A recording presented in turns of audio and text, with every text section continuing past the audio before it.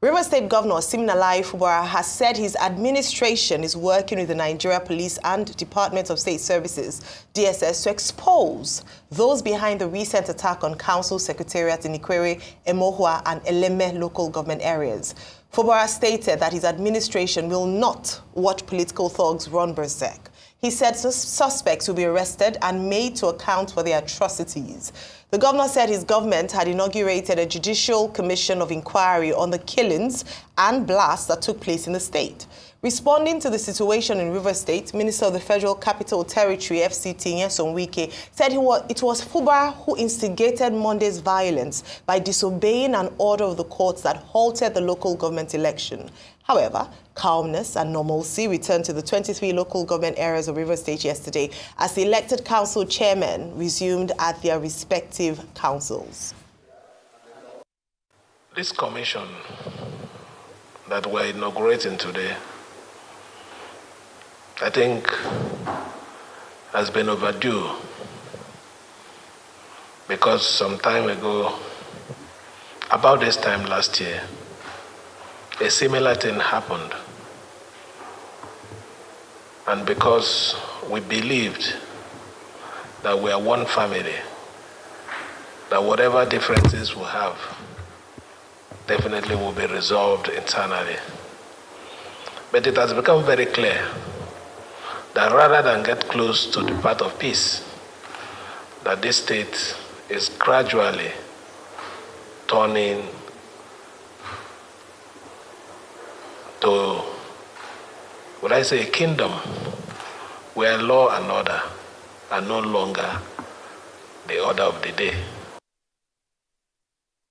All right, River State still definitely on the front burner this morning, Rufai, and later on we're going to be talking about the legal aspect of things, which the FCT Minister referred to, that it's because the governor didn't obey a court ruling. That's why what happened over the weekend on Monday happened. But your take on this story, Rufai? A couple of things. I saw the interview there. The FCT Minister evaded most of the questions and said some things that were away from the margins of veracity. Number one, he talked about the fact that the reason why the fight started was because Fubara was trying to remove the National Assembly person. No, there was pretty much coexistence in the National Assembly until they started pivoting to him because of the initial fight he had with them, and things went awry. Secondly, he also talked about the fact that he needs nothing from Fubara. But the question is, why is he putting a hand in River State? He was talking about the court case filed by the APC. He's in the PDP. What's his concern with the APC's case? And why is it that all of a sudden this man has become empowered? The APC person has become empowered. Why all of a sudden? Another question I would have loved to ask him yesterday is, he talked about the fact that he went through a lot of disruptions in his own tenure and everything. Is that good enough to now meet at that level of destruction? He said the violence was because of the fact that he didn't follow the court order, but he also forgets that there was another subsisting court order by the River State High Court. He praised the judiciary, but he also condemned the state government for going to get court orders for River State High Court. So if you can do it successfully, how about you getting checked by the River State High Court and you're saying, oh, they have a lot of expertise there? Then he went further to say, oh, Fubara he knows the people that did the acid, he should prosecute them immediately. No, he has to go through a judicial panel of inquiry to be able to get to remote causes, because if he goes ahead and he becomes high-handed, he will be seen as a dictator. So I think the man largely just evaded most of the questions, because I would have loved to put most of those questions to him and press him on those questions. What we just call for is let peace reign. And he also said it's not because of resources fighting Fubara that he has his own budget. Please, Mr. Wike, that money is for the FCT, it's not for you. Why do you call it your own budget? You might just oversee it as the FCT Minister. And when you're not there tomorrow, another person will oversee the budget. Please, let peace reign. Okay, what are the issues in River State yesterday? They are as follows.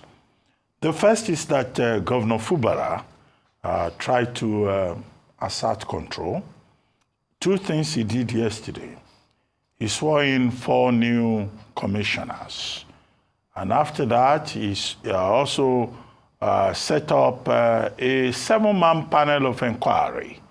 The 4 commissioners, he was telling them about their responsibility, how to help to move River State forward. the 7-man panel of inquiry was telling them to investigate the issue of arson that occurred on October 7 in Rivers State. And he told that commission of inquiry that perhaps if they were able to do their job and identify the persons involved, this will be the end to arson and violence in Rivers State. Well, again, we've been saying that, what's his name? Governor Fubara has become the man. He's stepping up, he's asserting himself, and I think that's a very good development and that he would sustain it, even if he's been backed by elders of Rivers State, but whatever it is. He is the governor, and he needs to assert himself. The father, the son becoming the father of the father, as I've argued previously on this program, and he's following the example of the godfathers before him. He too is emerging as a godfather. The future of his own godfatherism will be here to analyze it and to determine whether it is right or wrong. That's the first part. The second part is that the 23 local government council areas whose chairmen had been sworn in by this same Governor Fubara, could not access their offices on Monday this week. Because in Eleme, Emoha, Obiakpo, Aoda East, and Ikwere local governments, there was attack on the various local governments. But the various local government chairmen have been able to seize control, and they returned. In Eleme and I think Ikwere, the local government chairmen could not access their offices as a result of arson that had been committed. But they were there, and they had their boys also saying, well, with them. If they dare, let them, if they can dare us, let them show up. So what is all of this about? It's about chaos in Rivers State.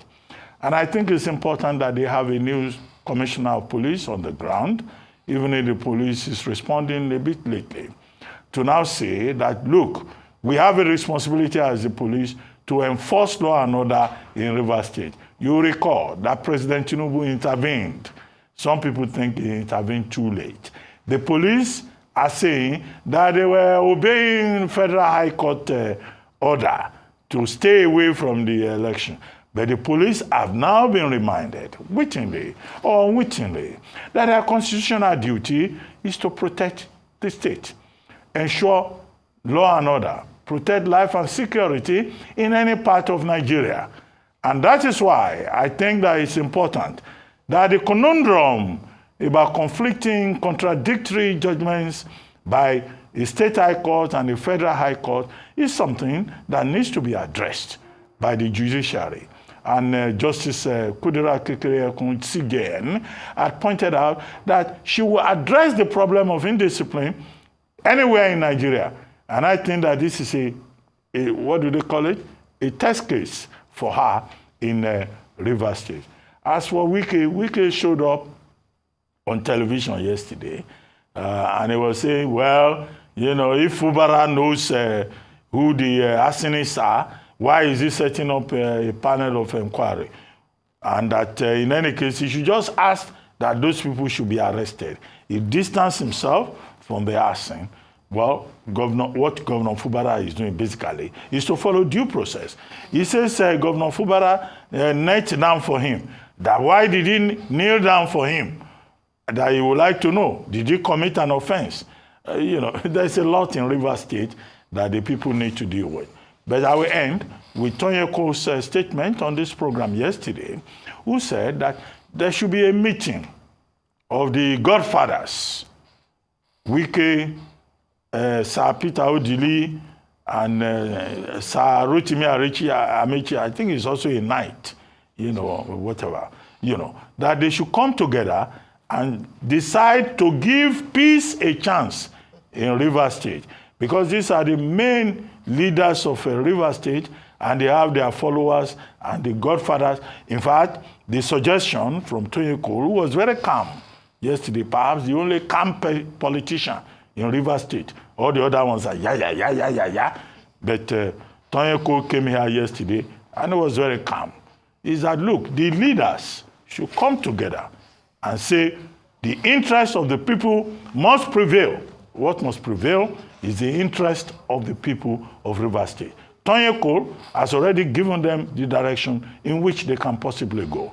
Can they consider that and give peace a chance? And not create a 1965 situation in Rivers State that President Tinubu would find himself having to struggle with.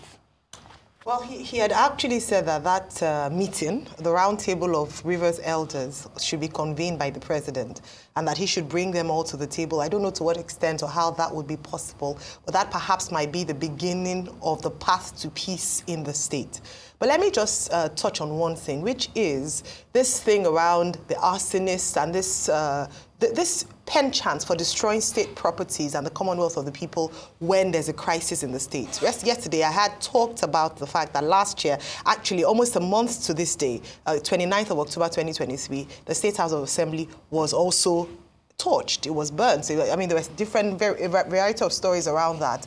And when the governor now says that he wants to unveil or unravel and investigate the people behind it, then you'd go back to what's happening with those who were behind that particular incident. Yes, a federal high court in Abuja had arraigned 5 people to that, to answer for that. But usually what happens, and I hope that the people will listen to this, is that there are the low-hanging, the easy praise, who are then picked, and then they take on the responsibility or pay for the price of the things that whoever it is sponsoring them does. Till now, the case hasn't been settled, the matter is still in court. But it's just to say that when justice is prolonged for such a long time, especially for a crime like that, it's almost, it's delayed. It's almost justice denied. And so when the governor says that, yes, he's going to ensure that everybody who was responsible for that will be brought to the book, that would be a great deterrent. That would be a great way to kill impunity in the state, where any small thing, you burn you destroy properties, you waste the people's money,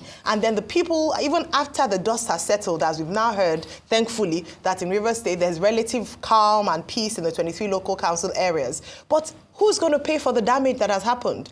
It's the people who are going, the money that should go to infrastructure, money that should go to running the state, money that should go to paying salaries, money that should go to fixing roads, would then go to rebuilding something that some people who felt aggrieved or in a political play decided to destroy. This is what is happening in our states when we talk about politics. And that's why I hope the governor will make good on his word and not just a big show of a statement, that those who are behind the arson will be brought to book and they'll be made an example of, so that in the future, people just don't resort to destroying state properties because they feel personally aggrieved or politically aggrieved in the state.